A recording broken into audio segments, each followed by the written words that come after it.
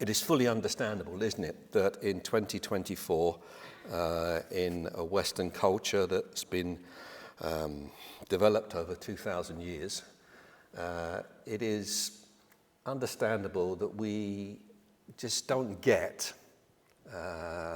life, the events, the culture of the time in the Roman Empire when Jesus Christ lived.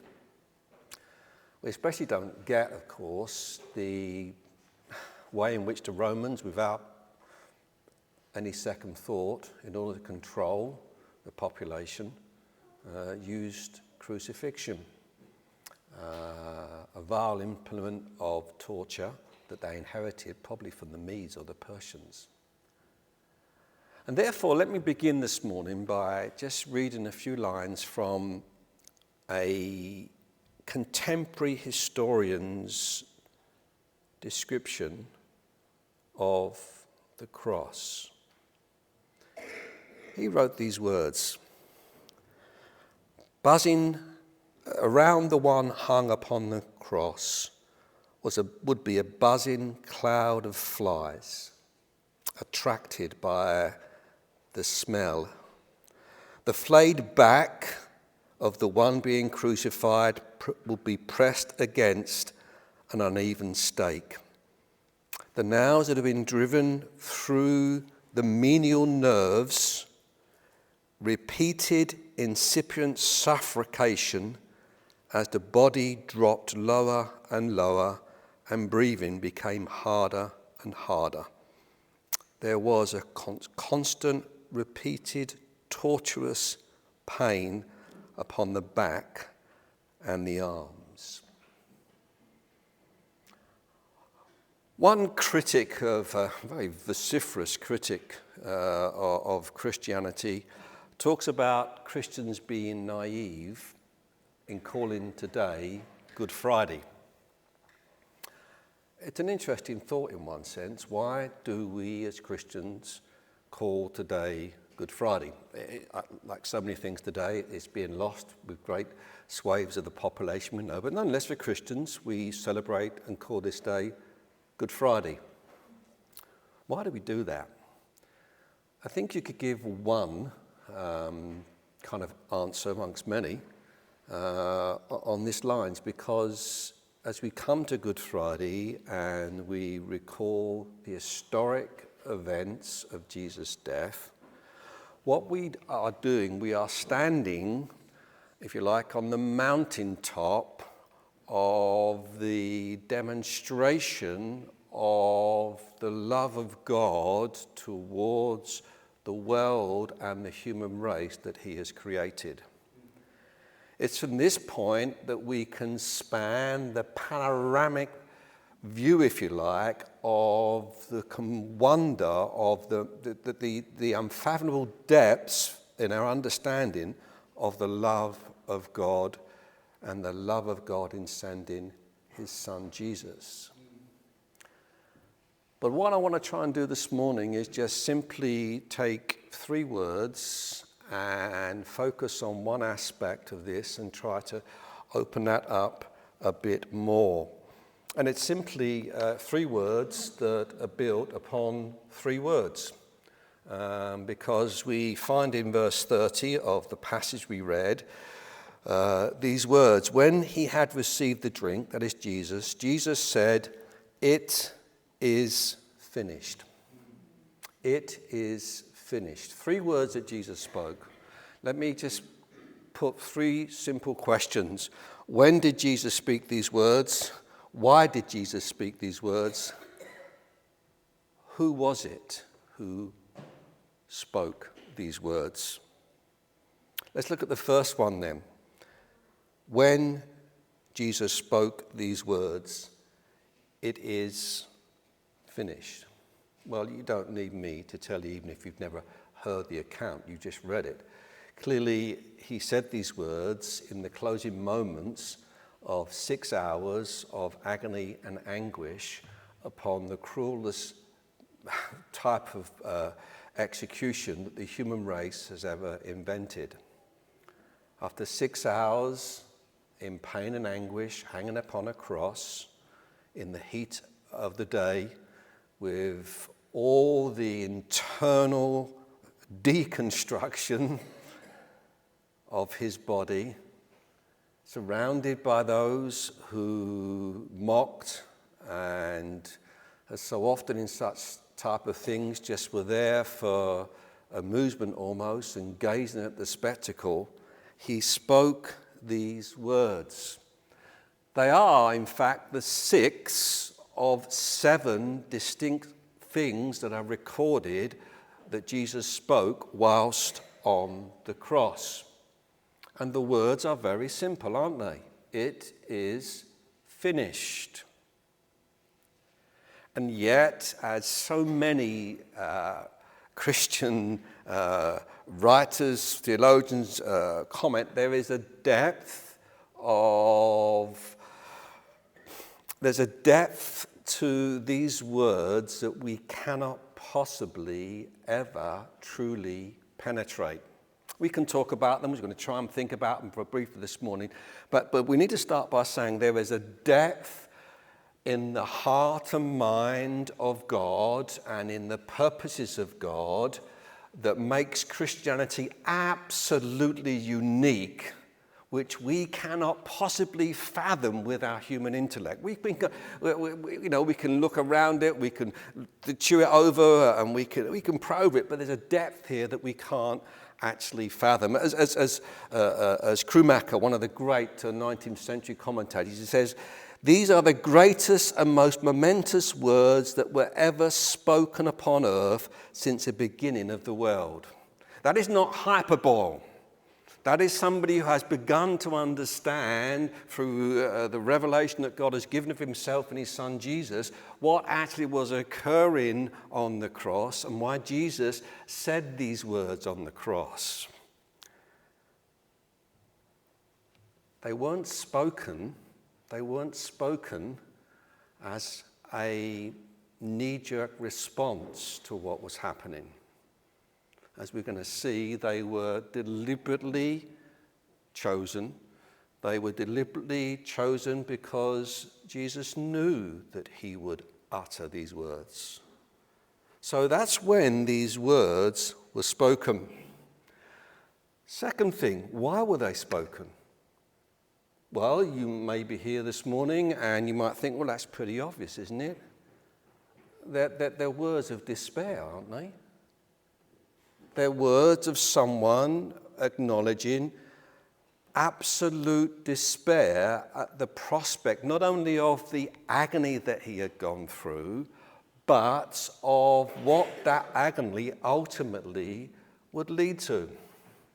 We have a saying, don't we, which is generally used whether we're Christian or not, that so often we appreciate that the last words that someone speaks are often the most significant in many ways. But we need to understand that these words that Jesus speaks here are not ultimately to be understood in terms of the despair that he was experiencing physically and emotionally.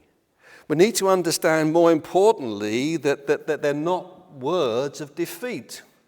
That suddenly, you can imagine that the struggle that would go on with someone who was put to death in this way, that because the human spirit naturally has a vibe for life, doesn't it? It wants to live. And suddenly spending 6 hours knowing that you are gradually having the lifeblood literally flowing out of you. There's a cry that goes up that wants to live, and finally you realize you can't, and in despair you cry out, "It is finished." No, that is not why Jesus uttered these words. Let me explain why. 3 words, 12 letters. It is finished. But the wonder of these words is that in the original in which they were written, the Greek, it's one word. Telesathe. And it's a fascinating word. It's the word that, in common parlance of the day, would have been used when a servant had completed the task that his master had given to him. When the master had set a task, or the missionary had set a task, and the maid or the servant had finished, they would offer this word, telesaste, it is finished. In fact, a much better way to use it is to say it's accomplished. It's the word that was used by merchants of the day.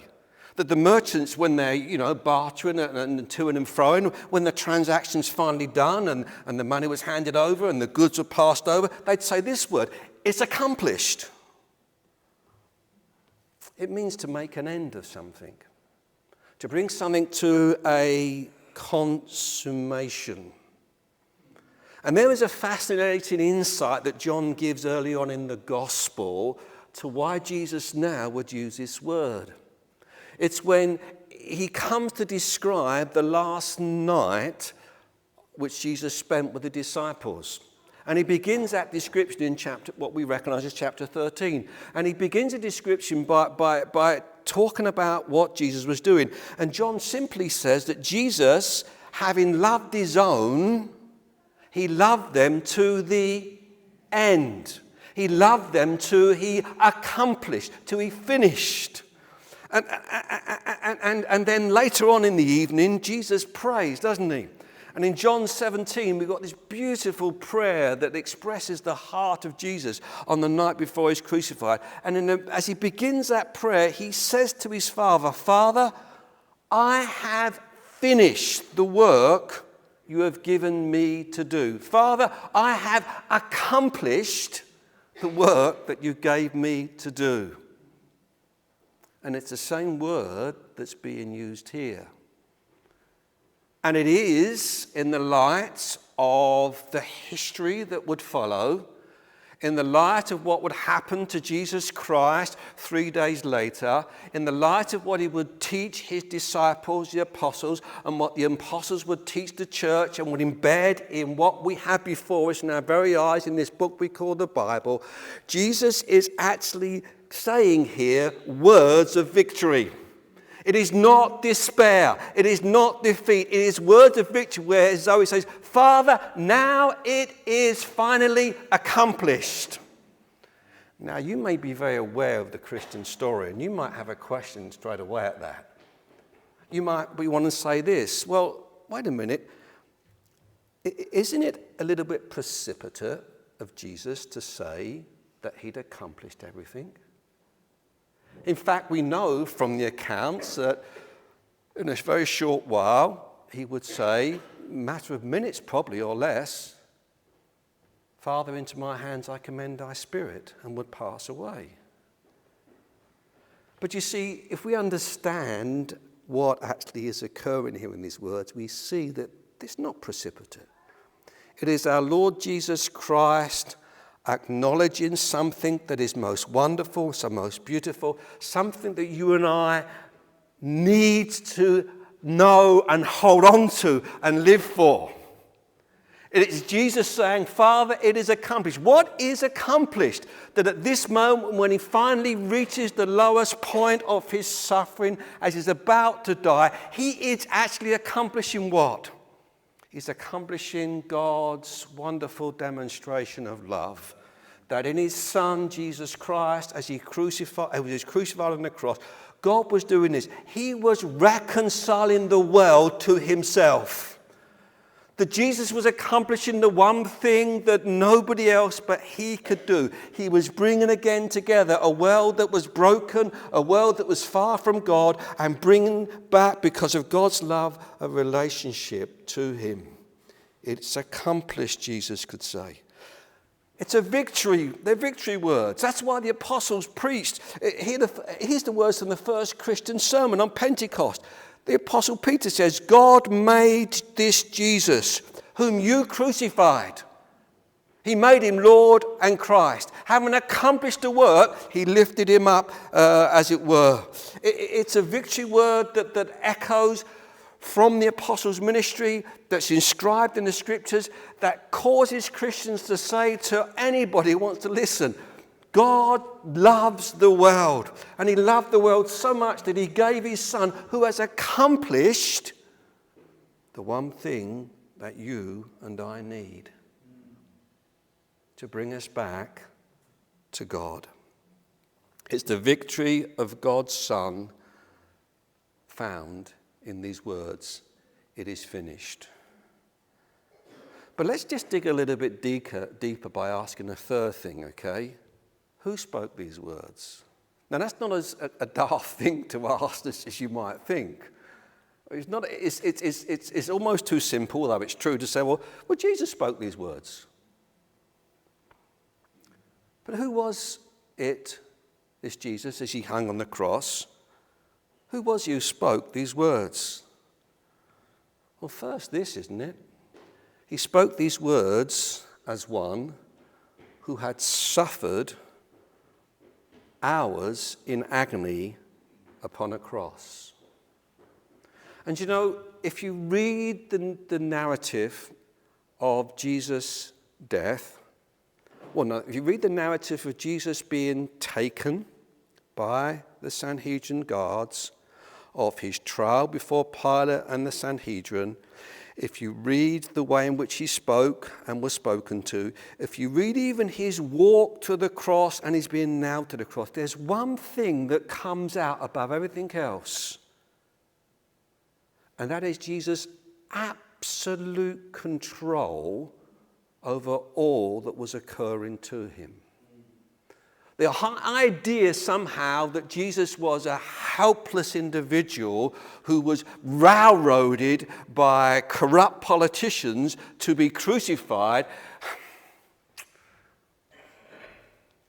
doesn't fit. It gives an element of the truth, but not the whole truth.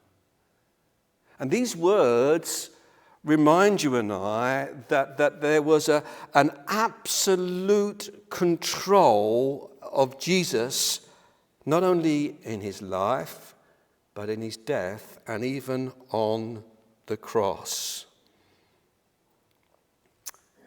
He understood that the sufferings on the cross was a completion, an accomplishment of what God had sent him to do. And here's the question that we need to kind of ask in order to get into what that means. Did he deserve to be on the cross? Was he guilty of a heinous crime, so that you might say justly in a society that looked to public execution, that it was a right thing to do? In other words, the man who hung on the cross, who said these words, was he guilty of anything, or was he innocent? And the moment we begin to see is we see the control that he had and the way in which he allowed himself to be taken. The moment we begin to understand that, we realize that actually here is a man who was innocent. So when he said, "It is finished," what did he mean? Well, perhaps Jesus' own words can give us an answer. Because some while before this, probably looking at the time scale in John's Gospel, probably several weeks, Jesus said this to a group of people who were challenging him. And he spoke about being a good shepherd and how the good shepherd so loves his sheep that he's willing to give his life. And then Jesus said these telling words. He said, "No one takes my life from me." Now, a lot of people can say that. And to a degree, it's true, isn't it? But you and I know ultimately that's not true of us. That our lives, as hard as we try, rightly so, to preserve it, it's not ours. There are some brave men and women who at certain points in their life, with incredible acts of bravery, give up their life to save someone or someone's. That's amazing. But truly none of us can say with such an authority of Jesus, "No one takes my life from me." And then say these even more amazing words. "I have the power to lay it down and the power to take it up." And you have to ask yourself then, don't you, surely, Why, as one who suffered freely of his own choice, what did it mean when he said, it is finished, it's accomplished? But notice this too. Clearly in those words, Jesus is speaking them of the end of his life. And from the Christian point of view, what Jesus is the whole picture being painted there in the historic facts is this. We're being reminded as Christians, and even if we're not believers, Jesus lived the life that we could not live. And therefore, when Jesus said it was finished, he was saying, the life that I have lived, that no one else could live, has been accomplished. And therefore now I can willingly give myself to the death that I should die, that no one else could die, with the same consequence. It's interesting that very early on in his ministry, Jesus spoke about his life had one purpose. And that purpose, he says, this is in John 4, he says, my purpose is to fulfill my Father's will. And his life, of course, as we've got it recorded, and that's the only place we've got it recorded in the four Gospels, was a life of beauty and gentleness, kindness, incredible compassion, an awareness of human need when he saw it, even before he saw it, a deep, deep understanding of what it meant to be human and what it meant sometimes to be a human in suffering. And it's interesting that this life of Jesus, and it's John the one that brings it out. John, throughout his gospel, he has one of the many themes he has chasing through, is this whole idea that Jesus knew that his life was lived with this purpose. And there's a phrase that you'll find several times in John's gospel. It begins with Jesus using it. This is John 2, John 7, John 8. Jesus on 3 or 4 occasions said to people who asked him about what was going to happen, he says, my hour has not yet come. I'm living a life, but I know full well and I have absolute control that my hour has not yet come. And suddenly as John narrates the account, it changes, because it suddenly changes in John chapter 12, as we're approaching the last night, where Jesus says to his Father, Father, the hour has come.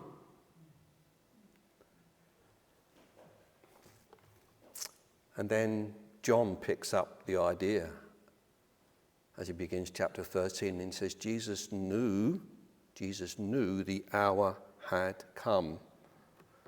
And then finally, as Jesus prays in John 17, he says to the Father, Father, the hour has come. The life that I'm living, that no one else can live, I've accomplished. Now, what did that mean? I just don't have time in the morning to do this. There's 2 things that must mean, that you must understand if you are a Christian and if you're not. 2 things that life of Jesus meant. It meant, first and foremost, that the life Jesus lived was a life in which he kept God's law absolutely perfectly. Not one jot, not one iota, not one step wrong, not one word offered throughout his entire life that was wrong or inappropriate or foul. Not one action committed that someone could say, this man's a sinner. He perfectly kept the law of God. And that's a challenge to you and I, because as the Apostle Paul writes later on to Christians, he says about the law, he says, we know that whatever the law says, it says to those who are under the law, that every mouth may be stopped and all the world become guilty before God. I dare you this morning, I dare you to challenge yourself. I dare you to read God's law. Let's just take the 10 Commandments and say to yourself, I read them and I can say with a clear heart and conscience, I kept every single one of those for every moment of my life without fail. And I don't think there's not one of us who's got an ounce of common sense could say, I could do that. But here is one who could. And then we get those wonderful words of the Apostle Paul as he, understanding what it meant when Jesus said it was finished, writes so magnificently, comfortingly in Galatians. He says to the Christians, Jesus Christ has redeemed us from the curse of the law. Because cursed is everyone who hangs upon a tree, says the law. But wait a minute, you said Jesus was innocent. Yes, he was. And yet he was hanging upon a tree. You're getting to see the picture? Why was he hanging on a tree and being cursed when he had kept the law perfectly? Are you getting there? It was a life in which he fulfilled everything that was written about him. You know, there's never an insignificant detail in the Bible's narrative. If you've got your Bible open now, and you just before John 30, you've got these verse 28 and 29. That's good maths, isn't it? You know, 28 and 29 comes before 30. Okay. But notice what John does. He says, Jesus says this, so that the scripture would be fulfilled. Jesus said, I first. You see what John's doing? You see what he's recording Jesus doing? Jesus knew exactly what he was doing. There's one last thing I need to do to show an absolute fulfillment of all the things that God had promised in the Old Testament. And in this particular instance, it was a prophecy. I thirst. And they bring the sponge to try and put this wine vinegar to anaesthetize to a degree to quench the thirst, although, What is it? It's why Jesus could say, all things, it's finished.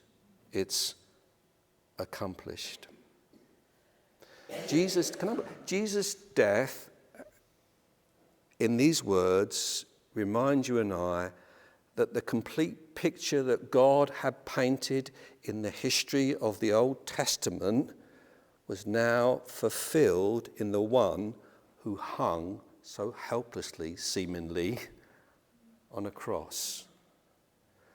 The story that God was writing in the Old Testament was now finding its completion in Jesus. And you want to ask this question, I hope. Why? Because Jesus just didn't finish a perfect life. Jesus spoke these words as God's chosen servant. You see, if you say to me, well, wait a minute, you're making a big fuss of this. These are just 3 words in the English. It is finished. But who spoke them? Who spoke these words? Here's the record of the Bible.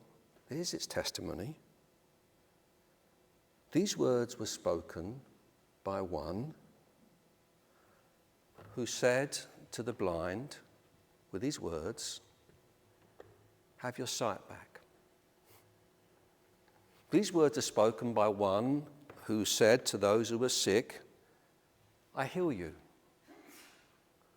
These words are spoken by one who actually, from lying fast asleep, as someone was speaking here last Sunday evening, fast asleep in a boat with a storm raging around him, with the elements going actually, crazy, stood up and said, be still. And the wind ceased and the waves died down. But it's more than that. The incredible testimony of the Bible is that these words were spoken by the one who is called the Word, because he is the one who God the Father chose to speak the entire creation into being. In the beginning was the Word, and the Word was with God, and the Word was God. In the beginning God spoke, and it was. It's why the writer to the Hebrews, he sums it up this way, makes it very contemporary. He says, talking about Jesus, Jesus sustains all things by the word of his power. So when we think about these words, they're more than just words, aren't they? How do we understand them? Let me just try and quickly close by putting a few things together. First of all, we should understand them this way, that as God's servant, Jesus speaks his word because he has accomplished God's purpose.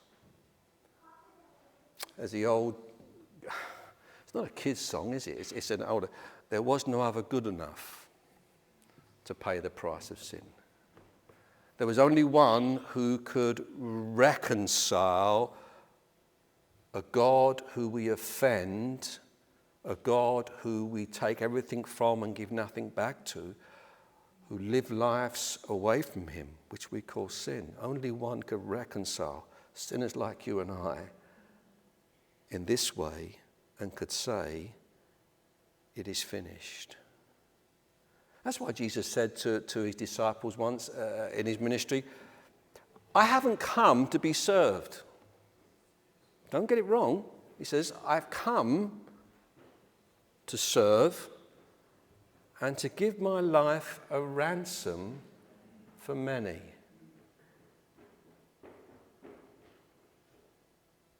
Here it is. I wonder this morning, can I ask you, friend, if you're here and you're not sure where you are in life and you're not thought about Christian things, here is one who is saying, my dear friend, when it comes to your relationship with God, this Jesus has done something for you that nobody else could do. He's paid the ransom price. He's paid the price that you and I could not pay. He's paid a debt that we have before God that is unpayable. The writer to the Hebrews elaborates this when he says, Christ was offered once to bear the sins of many. And here's the thing that we need to kind of to hold on to this morning, both as Christians and not. That quite clearly there is a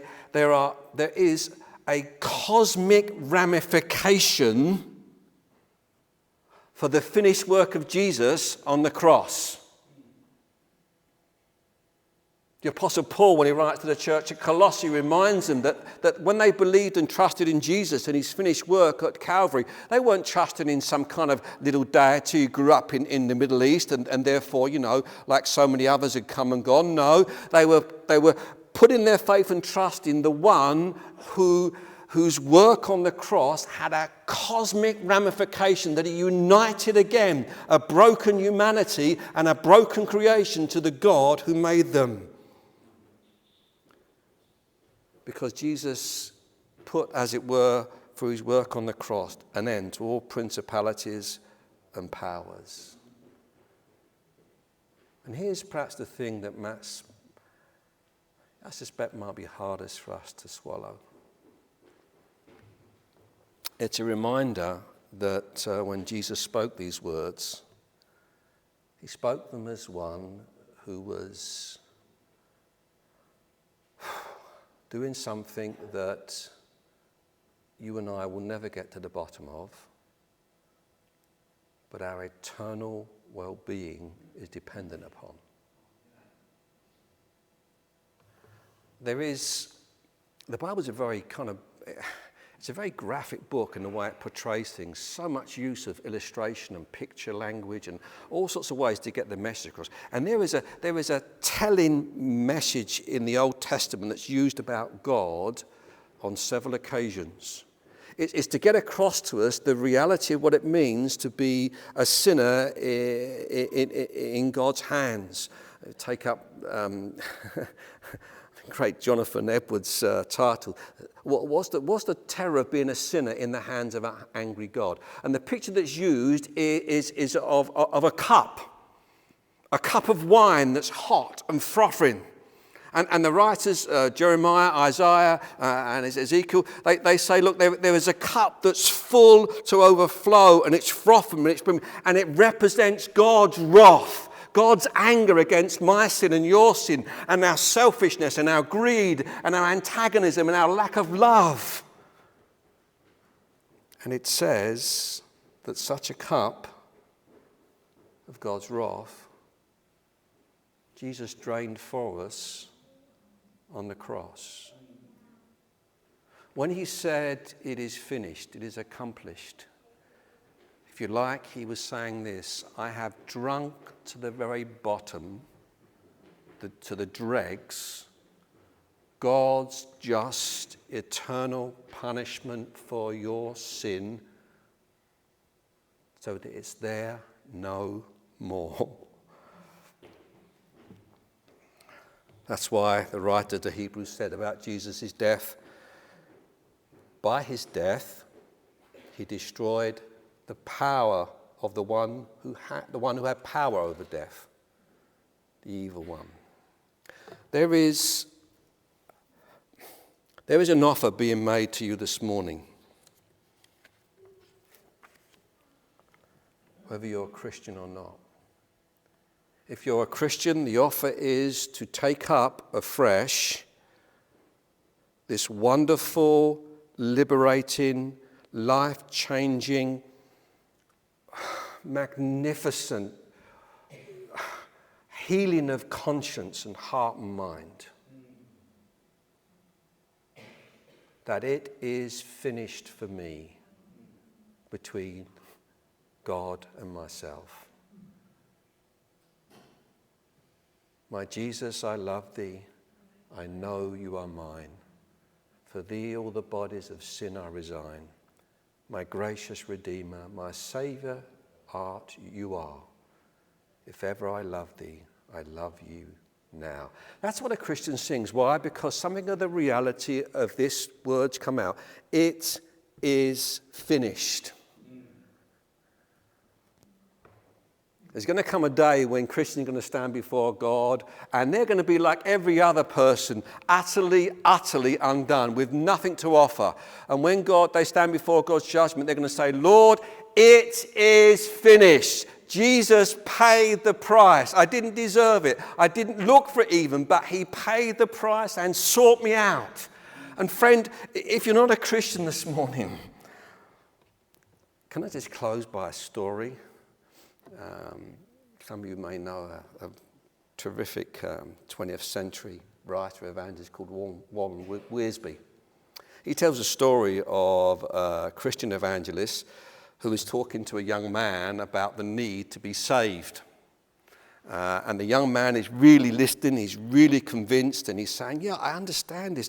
I can hear what you're saying. And he finally says Wiersbe tells the story, the young man finally says, what have I got to do to be saved?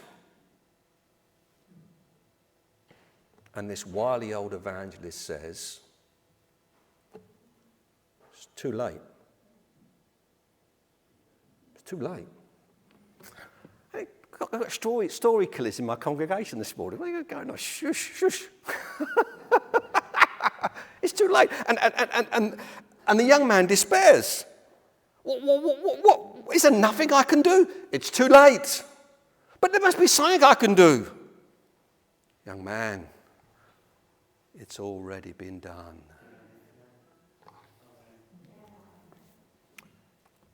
There's only one thing for you to do. Believe. Trust.